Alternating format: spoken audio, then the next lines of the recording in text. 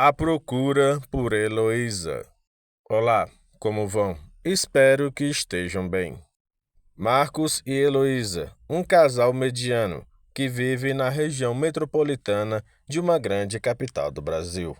Eles vivem relativamente bem. Os dois trabalham, têm seus afazeres, algumas discussões eventuais de casais, mas nada que possa abalar a relação.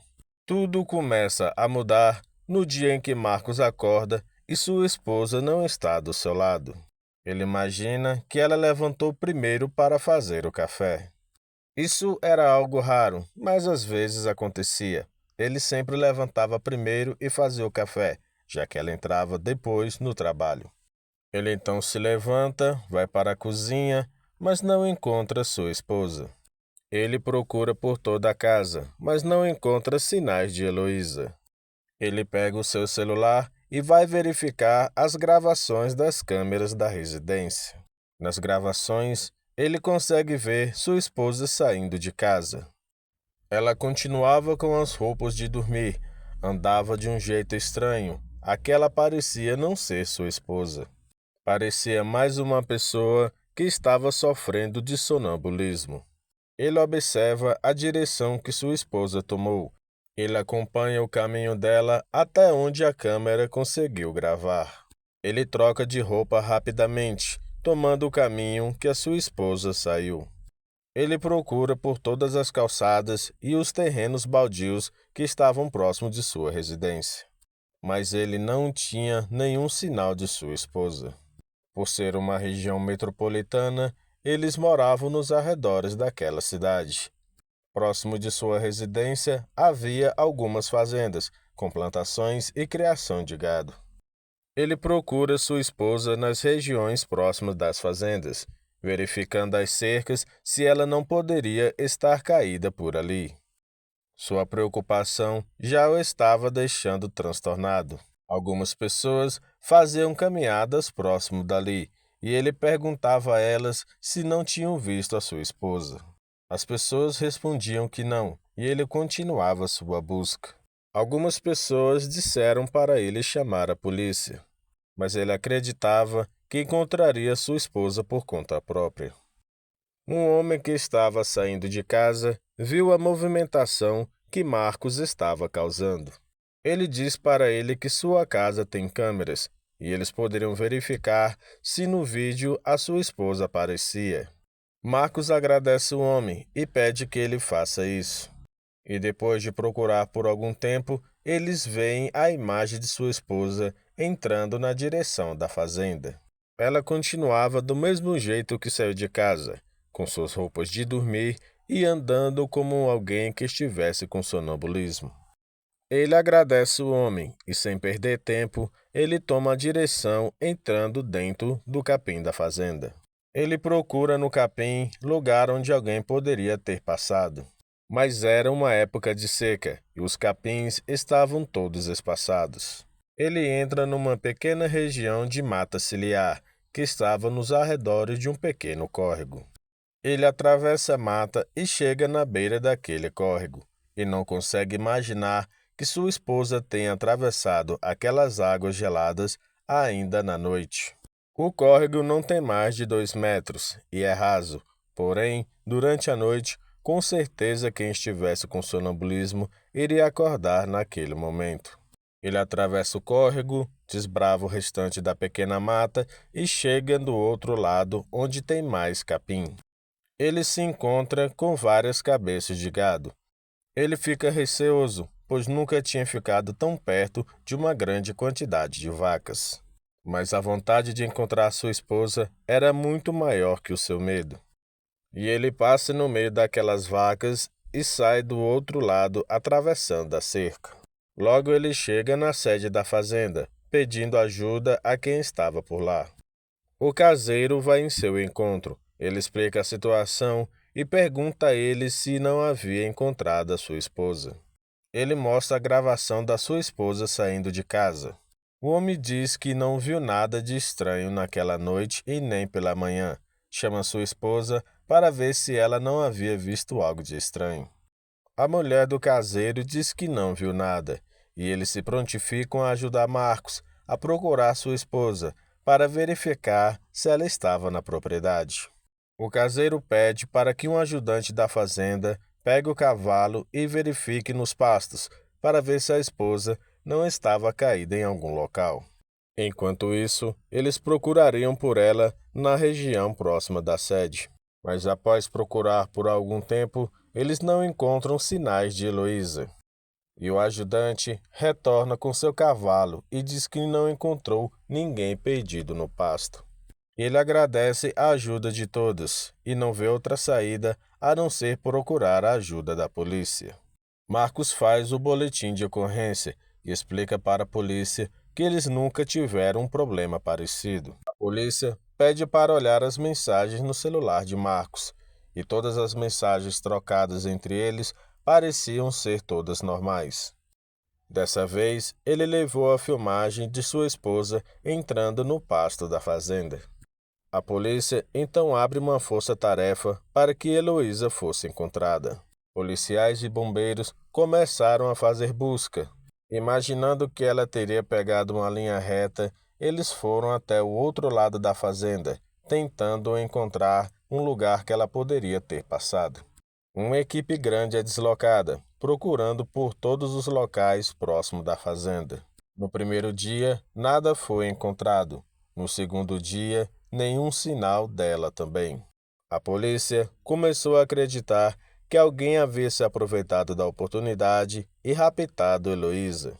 Os dias passam e não há sinal de Heloísa, nem mesmo alguém pedindo resgate por ela.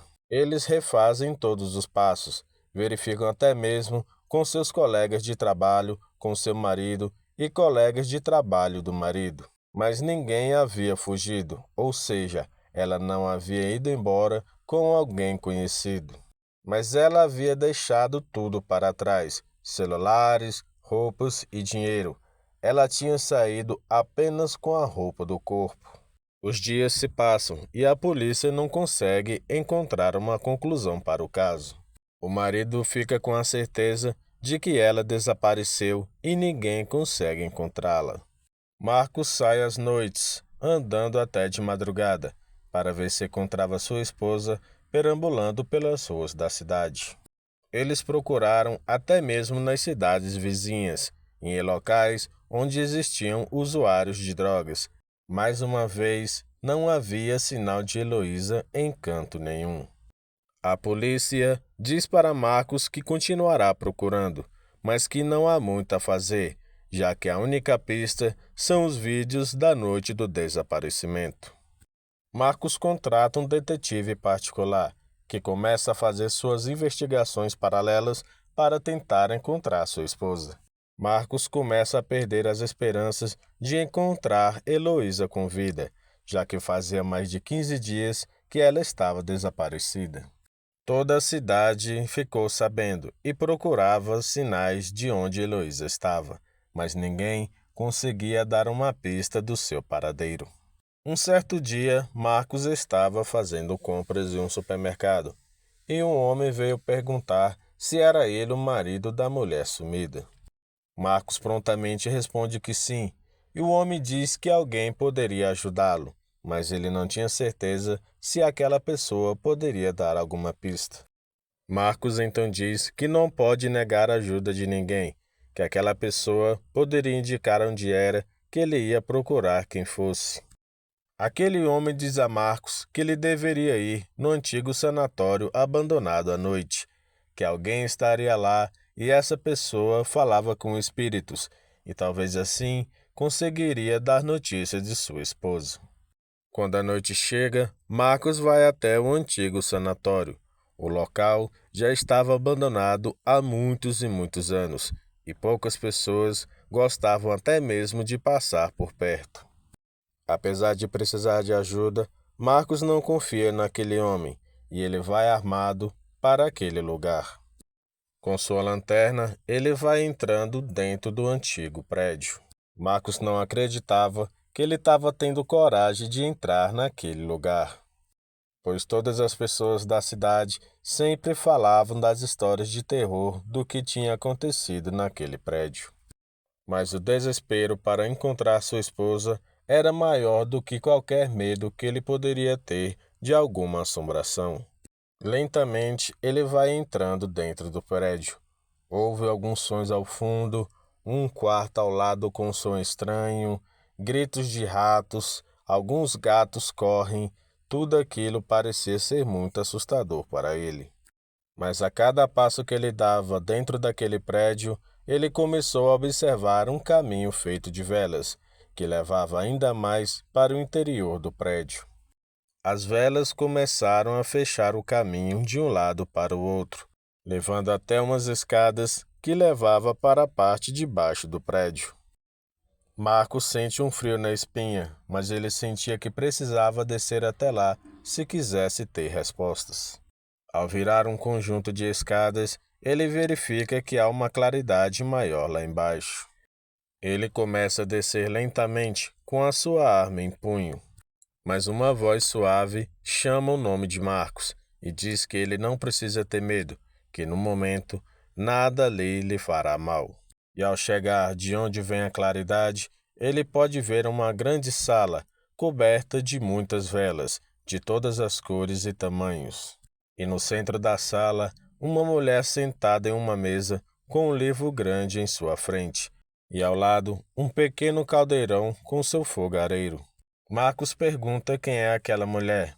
Ela diz que o seu nome é Ângela, que ela pode ajudar a encontrar a sua esposa, mas aquilo teria um preço. Marcos diz para ela que não tem muito dinheiro para pagar pelos serviços.